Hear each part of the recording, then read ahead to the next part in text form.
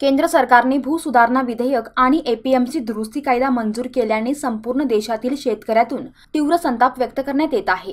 या विरोधात कर्नाटक राज्यासह बेळगाव जिल्ह्यातील शेतकऱ्यांनी सोमवारी बंदची हाक दिली होती। जिल्ह्यातील इतर तालुक्यातून शेतकरी बेळगावात येऊ नये यासाठी विविध ठिकाणी बॅरिकेड्स लावून नाकाबंदी करण्यात आली होती। तरी देखील शेतकरी वाहनांनी बेळगावात दाखल झाले। प्रारंभी बेळगाव येथील राणी कित्तूर चन्नम्मा चौक येथे शेतकऱ्यांनी भूसुधारणा विधेयकाविरोधात चाबूक वाजवून निदर्शने करत केंद्र आणि राज्य सरकारचा निषेध नोंदविला।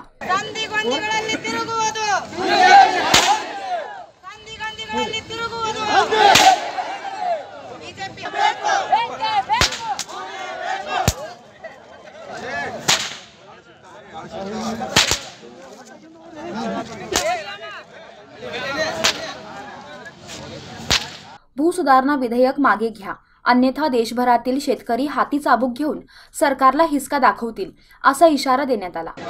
केंद्र सरकारनं नवीन भूसुधारणा म्हणून कायदा काढलेला आहे। तसंच एपीएमसी तिद्दुपडी म्हणून एक काढलेला आहे। काय भूसुधारणा कायदा म्हणजे काय, ते कुणाला कशासाठी भूसुधारणा म्हणायचं? जमीन कर्जून घेतल्यानंतर, जमीन विकताली परिस्थिती आल्यानंतर, जमीन विकल्यानंतर त्याला भूसुधारणा म्हणायचं काय?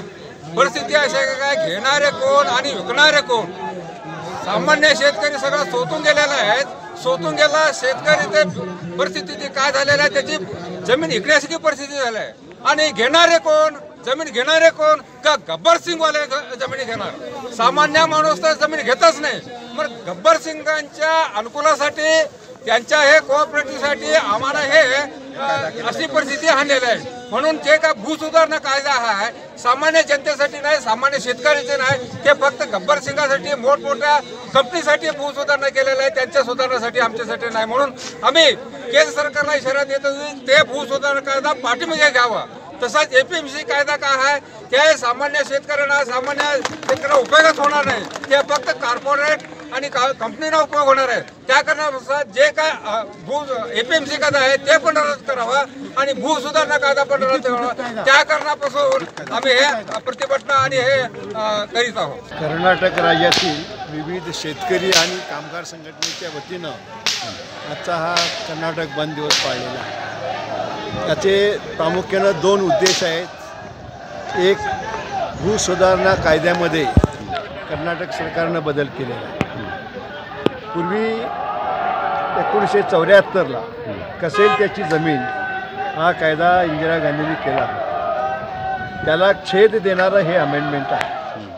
आणि जे शेतकरी असतील त्यांनाच शेती खरेदी करायचा अधिकार आहे। या बदलामुळं जे शेतकरी नाही आहेत अशा मोठ्या मोठ्या भांडवलदारांना, कॉर्पोरेट कंपन्यांना शेती खरेदी करण्याचा अधिकार दिलेला आहे। आमचा अनुभव असा आहे आंध्र प्रदेशमध्ये की काही मोठ्या कॉर्पोरेट कंपन्यांनी 10,000, 5,000 जागा खरेदी केलेल्या आणि शेतकऱ्यांना आर्थिक नियोजन माहीत नसल्यामुळं ते भुके कंगाल झाले आणि आपल्याच शेतीवर सिक्युरिटी गार्ड म्हणून त्यांना नोकरी करायची पाळी आलेली आहे। हे अत्यंत दुर्दैवी आहे। अशाच प्रकारे या पुढच्या काळातसुद्धा कॉर्पोरेट शेती होण्याची शक्यता आहे। त्यामुळं इथला शेतकरी देशोधडीला लागेल ही एक अत्यंत त्यातली गंभीर बाब आहे। त्याचप्रमाणे एपीएमसी कायदामध्ये जो बदल केलेला आहे त्यामुळं आज वर वाटतं शेतकऱ्यांना की आपला माल सगळीकडे विकायला आम्हाला परमिशन मिळालेलं आहे। पण या देशामध्ये 85% शेतकरी अल्पभूधारक आहेत, ज्यांची शेती 2 एकर, 3 एकर, 4 एकरपर्यंत आहे। अशा शेतकऱ्यांना आपला माल परदेशी पाठवायला किंवा खुल्या बाजारात घेऊन जायला संधी मिळेल का आणि ते त्यांना परवडेल का? आणि शिवाय मोठ्या मोठ्या कंपन्या जर या क्षेत्रात उतरल्या तर ते शेतकऱ्यांच्या शेतावर जातील आणि पडेल त्या किमतीनं माल खरेदी करतील, कारण त्याशिवाय शेतकऱ्यांना गत्यंतरच नसतं। साठा करण्याइतकी ताकद शेतकऱ्यांची नसते, कोल्ड स्टोरेज नसतं। या सगळ्या ह्याच्यासाठी ह्या कायद्यालासुद्धा विरोध आहे आणि एपीएमसीचं अस्तित्वच नष्ट होईल। भले एपीएमसीमध्ये काही उणिवा असतील पण ते दूर करता येतात।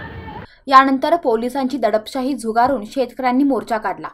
यावेळी पोलिसांकडून शेतकऱ्यांची ठिकठिकाणी अडवणूक होत होती।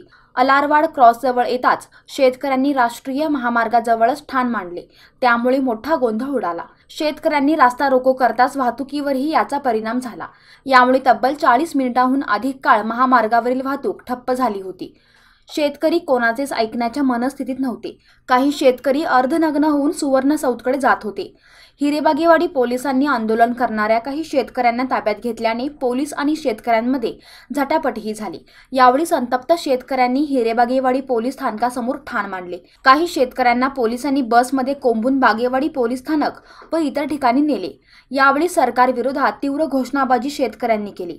एकूणच पोलिसांनी पूर्व ताकदीनिशी हे आंदोलन दडपण्याचा प्रयत्न केल्याचे दिसून आले, तरी देखील शेतकऱ्यांचा उद्रेक सुरूच होता।